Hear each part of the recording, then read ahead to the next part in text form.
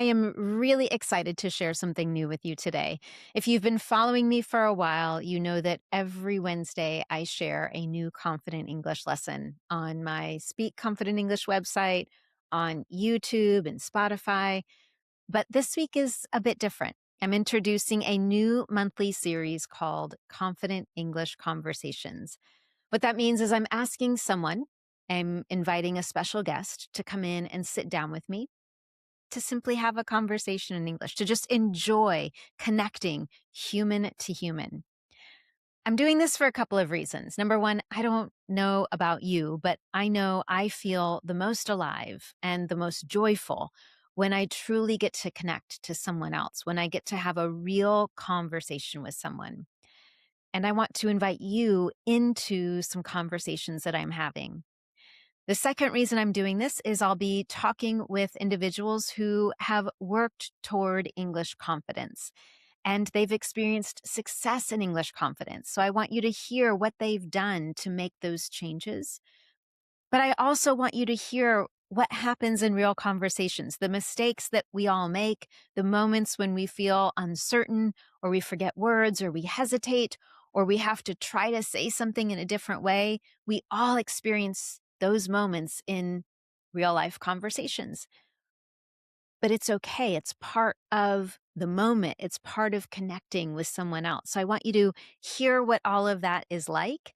And I want you to hopefully also walk away with some new vocabulary that you can use in your English conversations and also strategies or ideas for how to continue developing your English confidence. So today, my special guest is Sima. I've known Sima for more than 2 years. She and I are going to talk about a lot of random things today. We'll talk about some very unusual or unexpected weather that we have here in California where we live. We're going to talk about helicopter parenting. We will chat about disagreeing in English and how challenging it can be, and how you can disagree in a way that allows you to be authentic or true to who you are, what you value, or what you really think. We'll also chat about what has helped Sima develop English confidence. So I hope that you enjoy this confident English conversation today.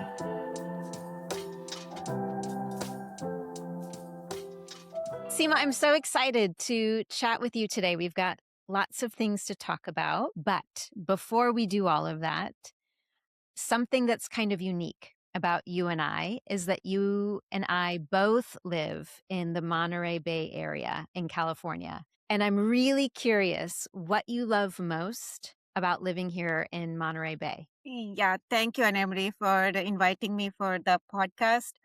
And talking about Monterey, I am living here for more than 19 years now. Nate, oh my gosh. Okay, Yes, I didn't know it had and been that long. I came from India and landed to Monterey only, and I'm living since then here only. Wow. So the best part is um, the best part is I want to say the slowness. I mean, the people are not in hurry all the time, and True. is yeah, it is like more rejuvenating nature, Mhm. living near the beach, and I like going hiking, and I have a lot of hiking places nearby my house. I don't have to drive; I just walk and go in the woods. So Yeah. that's the thing, and my kids are also enjoying their friends and school, and I don't want to move from here. Yeah, it's perfect here. It is absolutely perfect, and so you came straight to Monterey Bay from India, and I'm curious, so many people who have never visited California before, they have these expectations that California is sunny and warm and you can go swimming in the ocean any day you want. Did you have those same expectations? Were you surprised by the weather here, or did you Yes. know that it would No, be I didn't know about the weather before. Now I am like accumulated with this weather. Before I was an Indian girl. I like warm weather, Do you miss but it? Do you miss the heat in India or Do you like Mm, this weather better? it's no pros and cons for everything. Like I have my family in India, and I have lived half of my life there, so I have friends over there. But the beauty of nature I am having here, it's not there. Well, so just for anybody who will listen to this, the weather where we live, it's never hot, but it's not usually very cold. It's always mild. And in Yeah. the summertime, we get a lot of fog. It's cloudy and foggy Yes, in the like this summertime time. here. Yeah, so it's really unexpected. I know a lot of people come here in the summer with their kids. They're on their California Yeah. vacation and they bring shorts and t-shirts and then they get here and they're Get freezing. surprised.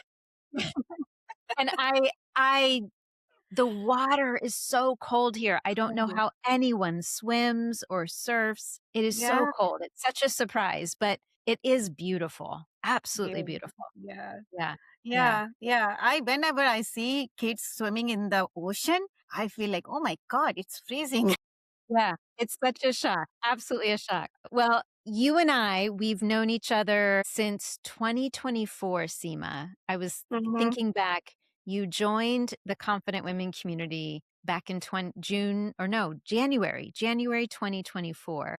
Yes. So we've known each other about 2.5 years. Hmm. And I'm really curious. So, one of the things about the Confident Women community, every month we have our study guides or our Mm. roadmaps. We focus Mm. on different topics. I'm really curious to know if you have a favorite one. That's very tough question to answer because I love all of them. Every time I read the roadmap, it gives me the insight and knowledge. I it it changed my perspective and personality, and in the good way, and I'm Mhm. improving a lot, roadmap by roadmap. And specifically self development roadmap I really admire. And Okay. yeah, if you insist me to point one, I mean choose one. I think you were reading my mind because I was thinking, oh, I'm going to ask you for just one. Yeah, yeah. I mean, I think like you will insist me to choose one. So I have to choose one then. So then that's like we had a roadmap this year in March. Hmm. Disagreeing in English, Ooh, that's right. balancing authenticity and politeness. Hmm. Yes, that's the roadmap is like very close to my heart. I'm getting emotional right now Yeah. because as an immigrant, I had a lot of situation, a moment where just I hold my feelings and couldn't express the disagreement I had Yeah. in the past. Yeah. But after reading that and learning and practicing and following the techniques, I felt so much relieved and relaxed. I can use my word. I can say keeping authenticity without compromising my value. I'm curious, Seema, for you, when you said, being in the CWC has changed your personality, and particularly with this roadmap, you've been able to share your feelings, especially when you don't agree, and be authentic. What does that really mean to you? What does it mean to be authentic to your feelings, to your values? I can express my feelings. I mean, I am not compromising my integrity, I will say, and I'm expressing my ideas and my thoughts in a polite way. I want to use that vocabulary we learned from the roadmap. Disagreeing without being disagreeable. Hmm. So Good that's memory. yes, because that roadmap I I just want to keep in my heart.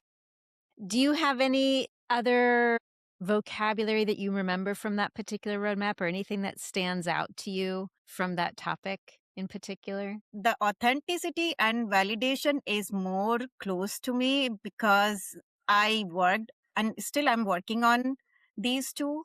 It's hard in the moment. I don't know about you, but when I disagree with something, especially I have very strong values. And if I feel like someone is crossing those values or saying something in a way that disrupts my values, I get really emotional about it and I want to disagree. And it's really hard for me sometimes to remember to validate. Thinking about that word that you're highlighting from the roadmap. I don't know if it's hard for you sometimes, but Yes, yes, stepping back it and is. remembering to Yes. stay calm, validate, those are challenging things. I'm curious if you sometimes feel that way. Yes, I feel that same. Yeah. We are human being and everything comes by practice. It's not Yeah. by like birth. We are having these kind of skills. Everyone learning and we are improving day by day. Yeah. So from the roadmap, that's the takeaway I took. How to the technique you mentioned in the roadmap using politeness. You can uh, validate others' feeling. You can validate without agreeing. Mhm. That's true. Yeah, Yeah. yeah. Well, I'm so curious. So, thinking about all these experiences that you've had, the roadmaps that you've learned from in the CWC, when you think about what English confidence means to you, what does it mean to you? What does it feel like or look like when you think about English confidence? English confidence for me, it is something like I can express my thought and my ideas without worrying or without thinking I'm going to make some mistake or that that nervousness should not be there when I am talking. That's I feel like confidence. Yeah. Talking without worrying making mistakes. Okay. Yeah. I want to ask you in a moment about what has helped you reach that stage of speaking without worry, speaking without fear of mistakes. Before you tell me what you've done, Seema, to make those changes, I want to go back to the first time you joined the Confident Women community and the very beginning of your experience there. And just recently, I was listening to one of your first speaking practices from that first month. And I know over time there's been these sort of explosions in your English vocabulary, your ability to use really precise language to talk about what you're thinking, what you're feeling, the stories that you want to tell. And then recently, I think 3 weeks ago, maybe, I was sharing something with you and I said, something new is happening in your speaking. There's this new level of control and calmness in your speech. And so we're noticing these big changes happening over time, but I'm curious what has helped you make those changes? What is the thing that's been the most important for you in developing confidence in English? Yeah. I think consistency, I feel, is Mm. a major part for me to being more confident without like thinking thinking like, making mistakes or thinking about grammar or articulation or fancy vocabulary. Just I'm enforcing myself to say and speak and participating in the conversation. So that's one thing. And other thing, I am listening a lot these days. I Okay. mean, podcast while I'm walking all the time. I am listening to some podcast or some news or though it's not necessary I'm understanding 100% all the vocabulary or but Mhm. still I'm training my ears to listen more and more. Two questions now. Number one, I would love for you to share a favorite podcast. So, something that you're listening to that you enjoy listening to in English. Do you have a favorite right now? I listen to your podcast on Wednesday and Apple News, and I listen to some parenting podcast, which like Mm. gives me some ideas how to handle teenagers, kid. Yeah, I don't want to be helicopter parent. Just want to be a good parent. That is a great vocabulary expression. Explain what it means to be a helicopter parent. Helicopter parents means like all the time sitting on kids' head and asking and demanding and ordering. And so I want to be a good parent. So we have good connection between us. And later when like whenever they want to come back, they can come back without Mm. any hesitation. So that kind Yeah, of connection I want to build between me and yeah. my kids. I love that. And that's such a great expression. I hear it. My friends who are parents, they use that same term all the time. So I love that you just use that. The second thing I want to ask about, your very first answer was consistency. And consistency is so hard. And there's a lot of myths around what consistency really is. So when you think about being consistent in your speaking, what has helped you to be consistent? Because that's such a challenge for myself, for a lot of people when there's something we want to accomplish. We want it, we have the motivation to do it, but actually committing to it and doing it is hard. So what Yeah, that is hard. Sometimes I am also not 100% motivated to being consistent. We had I really like that vocabulary. Um, uh, biorhythm. Mhm. So that's like biorhythm means like we have sometime ups and downs in our body, in our mood, and so I follow that. Yeah. Sometimes I am not motivated to go in workshops or, but the motivation I feel being consistent, I record myself and listen to that. So that Mhm. gives me, oh, I sound not bad, not bad. I mean, not that bad, but so that's like I'm improving. It shows me it. I can see that I'm improving. That gives me motivation. So that's how I encourage myself, and that's my thing. Seema, thank you so much for joining me to chat today. I was really excited to talk to you. I love these opportunities just to sit and talk. It was really fun to get to hear your favorite moment. I have to say, I was so surprised that it was such a recent one, the topic of disagreeing, but still being authentic to yourself. So I love that one of our more recent Yeah, roadmaps was that's so why. powerful Yeah, for you. maybe I have more. Yeah, it was I would love I'm always curious. I'm so always so eager to hear what someone likes the most, what their favorite topic was, the vocabulary that sticks in their mind. So, thank you for sharing that with me and just Yeah, taking the time to chat with me. I really love this. So, thank you. yeah. Thank you. Thank you for inviting me. One thing I really loved about that conversation with Seema is the moment where we got to talk a bit about consistency because consistency is hard. I mentioned that there's this whole myth around consistency. I think it's very easy to believe that being consistent means doing something for an hour every day. If we think about someone who works out, they run for an hour every day, or they go to the yoga studio or the gym every day to work out. If we think about someone who sings or paints or draws, it's something they do every day. And that's true to some extent.